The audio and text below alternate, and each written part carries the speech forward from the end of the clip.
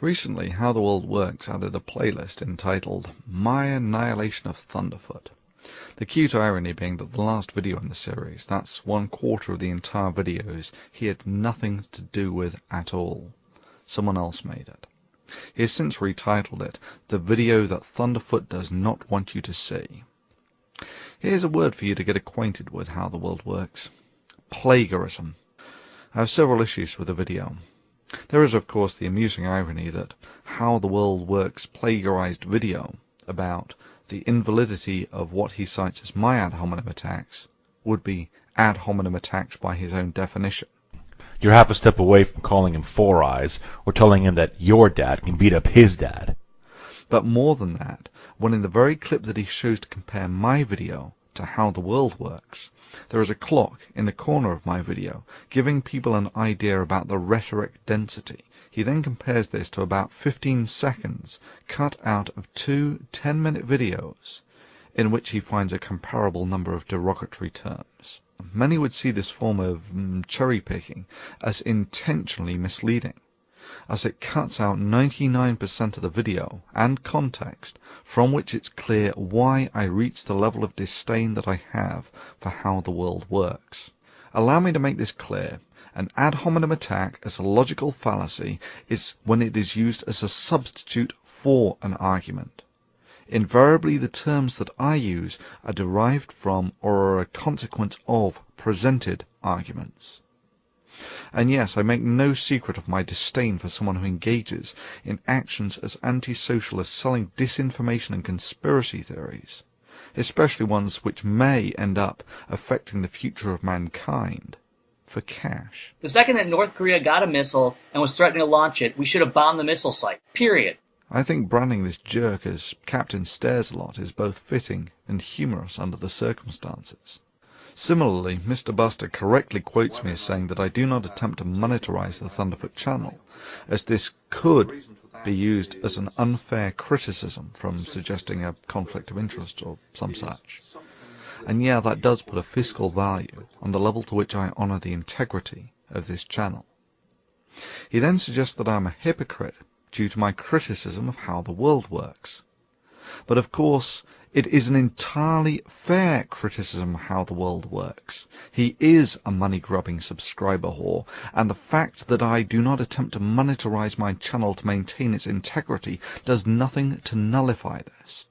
But let's be fair about this, and watch another 30-second video that How the World Works has since deleted, so that we can more fully make up our mind. Hi everyone, today is the new year, and I just want to thank everybody who subscribed to my new channel, How the World Works. Everyone knows that I was hoping to get around 200 subscribers by today. I got around 330. So everyone who subscribed, thanks a lot. And if you haven't subscribed, go over to How the World Works and subscribe right now. I'm going to be offering some promotional prizes for subscribers, and I'm going to be creating some new videos, so you're going to want to check them out. Go over there, subscribe to How the World Works.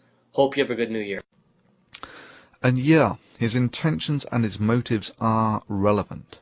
Intentionally making money through disinformation is significantly worse than merely making money through disinformation. You clearly disagree with some of the arguments that were made. Let's take, for instance, slavery. His relation of capitalism to slavery was not only a display of his gross misunderstanding of capitalist fundamental roots, but an abject attempt to pull on the heartstrings of his viewers, despite a completely irrational and non sequitur argument. With respect to slavery, I say that no, by historical observation, slavery can function perfectly happy within society if the society permits it, and it has done so for several thousand years. And yes, the American slave trade demonstrates explicitly that capitalism has no issues about slavery. To say that I misrepresented or misquoted anything here is simply a denial of reality and history.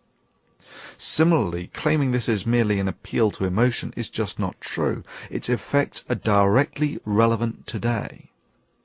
A brief history of the United States. About 250 years ago, the country was founded with a Declaration of Independence, after which, for about 100 years, slavery and the slave trade were acceptable and profitable in the United States. And yes, profitability is the only metric of success in capitalism. And yes, there are exceptionally brutal elements to this. Look at the practice of slave breaking. For obvious reasons, slavery was financially more expedient for menial work than employing free men. About 150 years ago there was the Civil War, when it was decided that slavery was really not terribly ethical. And yeah, that's right, people fought a war primarily over this. Then 50 years ago there was the Civil Rights Movement, which finally got equal rights for blacks. And even today, the socio-economic scars of this history are graphically visible in the United States. And I speak with the experience of one who has seen more of it than most. You can still walk in many areas of America from a white neighborhood to a black neighborhood and watch the quality of housing drop and the number of people on the streets increase as their wealth decreases. It's visually conspicuous. The only way you can not see it is denial. Well, does anyone have any comments on the effectiveness of the healing of these socio-economic scars in a primarily capitalistic society over the past quarter of a millennium? It's a genuine question with a genuine follow-up. Is the status quo acceptable? And if not, do you have any proposals for the enhanced healing of these scars? Sure, you can say, well, they have equal rights now, but metaphorically, it's closer to breaking both of someone's legs and then saying, what are you complaining about? You are now allowed to compete on level terms with everyone else in the races. My sentiment is similar to that expressed by Colin Powell about the Iraq War. It's Pottery Barn rules. You break it, you own it.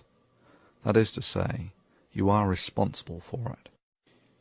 Irrespective, to a degree, the argument of the balance between socialism and capitalism is largely superseded by a factor that is more dominant than either of these: knowledge. Knowledge and society are the future. Indeed, the interplay between knowledge, society, and the advancement of civilization was next on the cutting board before I got distracted by Captain Stairs-a-Lot. Thankfully, How the World Works has effectively scurried away with his tail between his legs, in rather a timely fashion, I may add, as I have real-world commitments for the best part of the next 3 weeks or so, and really can't do anything anyway. But after that, say anything demonstrably stupid, and your ass is toast. But let's summarize the similarities between the poster boy for conspiracy stupidity, that's PCS2, and his global warming conspiracy, and creationists. Both show contempt for the most qualified people in the world when they field educated opinions on their subject. Both are happy to quote mine in order to misrepresent and mischaracterize what they perceive as their opposition.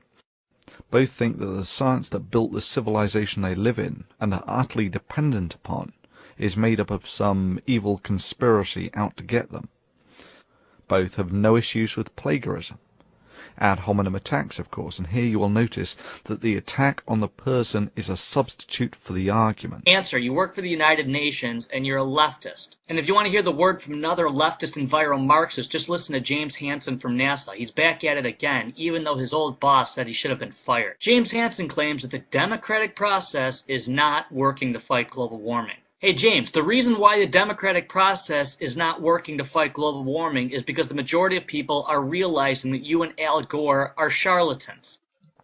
Both demonstrate their lack of character and moral fiber, in that YouTube gives them the ability to censor comments, and both zealously engage in the activity.